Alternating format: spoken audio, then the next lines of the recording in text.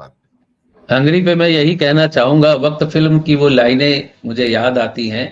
आदमी को चाहिए वक्त से डर कर रहे, कौन जाने किस घड़ी वक्त का बदले मिजाज। तो वक्त के आगे किसी की चलती नहीं है, समय सबसे बड़ा खेल है।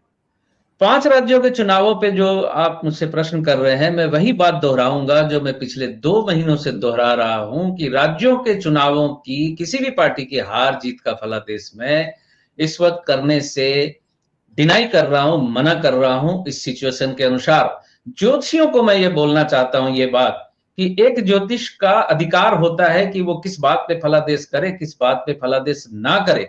और ये बात मैं और खुल के बोल देना चाहता हूं कि जो भी ज्योतिषी इस वक्त किसी एक खास पार्टी के पक्ष में वो जीत रही है, वो जीत रही है, वही जीतेगी, 5 साल पहले भी यही बोल रहे थे, लेकिन वो 2021 में फेल हो गए थे। 2026 में क्या होगा मैं नहीं जानता, आने वाले वक्त के गर्भ में छुपा है। 2024 में बड़े बड़े महारथी 400 पार 400 पार 400 पार करके फेल हुए।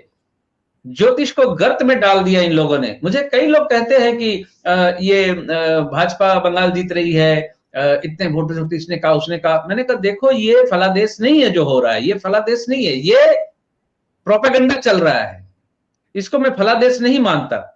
तो मुझे कहते आप क्या कहते हैं, मैंने कहा मैं कुछ कह ही नहीं रहा, मैं कुछ कहना ही नहीं चाहता। आप मुझसे इंडिविजुअल नेता के बारे में बोलिए, मैं उनका फलादेश करता हूं। जैसे मैंने पिछले हफ्ते लास्ट प्रोग्राम जो हुआ था उसमें कहा था कि अभिषेक बनर्जी की कुंडली अच्छी है, असम के गौरव गोगोई की कुंडली अच्छी नहीं है, अभिषेक की कुंडली अच्छी है, शुभेंदु अधिकारी की कुंडली अच्छी नहीं है। ये जो पर्सनल तौर पे मैंने कहा, लेकिन राज्य कौन जीतेगा वर्तमान परिस्थिति में, जो परिस्थिति बनी हुई है, मैं इस पे कोई टिप्पणी नहीं करना चाहता, मैं फलादेश नहीं करना चाहता, क्योंकि देश काल पात्र को आप जब तक समझेंगे नहीं ज्योतिष मित्रों, तब तक आप मेरी बात को नहीं समझ पाएंगे कि इस बात के लिए मैं डिनाई क्यों कर रहा हूं।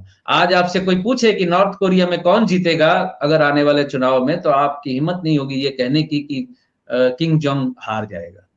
वो कहने के लिए फिर बहुत ही उच्च दर्जे का जानकारी भी जरूरी है, लेकिन वो जानकारी काम नहीं आती। मैं देश काल पात्र की जिस स्थिति को कहना चाहता हूं कि मशीनरी जिसके पूरे कब्जे में है, वो फिर वहां फलादेश आपका फलित होगा नहीं। और इसके लिए उदाहरण के लिए मैं अक्सर इस बात का इस्तेमाल करता हूं कि लॉकडाउन जब लगा था, 650 करोड़ लोग अपने घर में बंद हो गए थे, हवाई जहाज बंद हो गए थे, यात्राएं बंद हो गई थी। तो क्या उस वक्त किसी की भी कुंडली में यात्रा नहीं थी, लेकिन सब घर पे बैठे हुए थे। तो ये देश काल पात्र यही होता है। बंगाल चुनाव पे ये प्रश्न आ रहा है कि इतनी ज्यादा वोटिंग क्यों हुई है, उस पर मैं जरूर कुछ कहना चाहूंगा बोरा साहब। आप तो खुद बंगाल से है सर, आपने देखा कि लोगों में एसआईआर को लेके कितना गुस्सा है लोग, बहुत और बहुत उसके गुस्सा, वो आपने बताया भी था एक्चुअली। बहुत बहुत गुस्सा है, बहुत परेशान है। यहां तक कि जो लोग मैं व्यक्तिगत तौर पे उनको जानता हूं, जो भाजपा के बिल्कुल ब्लाइंड सपोर्टर थे, उनका नाम कट गया है। अब वो गुस्सा हो रहे बैठ के वो विपरीत चले गए अब उनके। जबकि पर्सनल तौर पे मुझे कहा था कि अरे हमारा कुछ नहीं होगा, लेकिन उन्हीं को हुआ। खैर ये तो एक बात है, अभी ज्यादा वोट का कारण। बात यह है कि मृत वोटरों की संख्या थी, इसमें कोई शक नहीं है कि एसआईआर के माध्यम से कई लाख मृत वोटरों का नाम भी कटा है।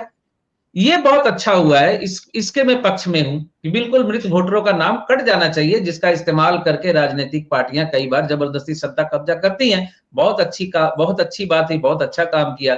तो मृत वोटरों का नाम कट जाने के बाद, अब मृत वोटर जब तक थे तो क्या था, 100 में 70% मान लीजिए, 75% वोटिंग हो रही है, 25% नहीं आ रहा। तो अब जैसे मृत वोटर जब गायब हुए, तो जो वोटर है, एक तो वोट परसेंटेज बढ़ जाने का ये भी एक कारण है। दूसरा वोट परसेंटेज बढ़ जाने का कारण जो है वो ये है कि लोग इस बार 2026 में इस बात से डर रहे हैं कि हमने इस वोट में वोट नहीं दिया अगर इस चुनाव में, तो कहीं हमारा नाम अगले चुनाव में कट ना जाए, वोटर लिस्ट से हमारा नाम गायब ना हो जाए। ये डर भी लोगों को वोट केंद्र तक लेके जा रहा है और वोट डाल रहे हैं लोग। इसलिए वोट परसेंटेज इसलिए भी यहां बढ़ गया है। अब ये किसके पक्ष में जाएगा, ये मेरे लिए बोलना मुश्किल है इस वक्त, क्योंकि इतनी अनसर्टेनिटी है।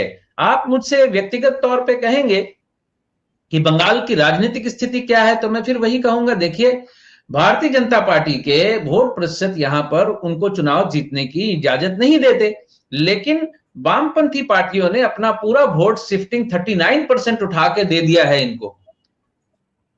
तो अगर ऐसी स्थिति बनती है तो फिर अनिश्चितता है, यहां फलादेश करना ही मेरे लिए उचित नहीं। आपने एक बात कही थी पिछले प्रोग्राम से कि वामपंथियों के कुछ वोट शिफ्ट होंगे, कुछ वोट वापस से वामपंथ को चले जाएंगे, सीपीएम को चले जाएंगे। बिल्कुल क्या बिल्कुल, वास्तव में इतना शिफ्टिंग हुआ है कि वामपंथ के वोट का, जो इतने प्यारे हो गए उनको बीजेपी वाले? शिफ्टिंग होने की बात तो है।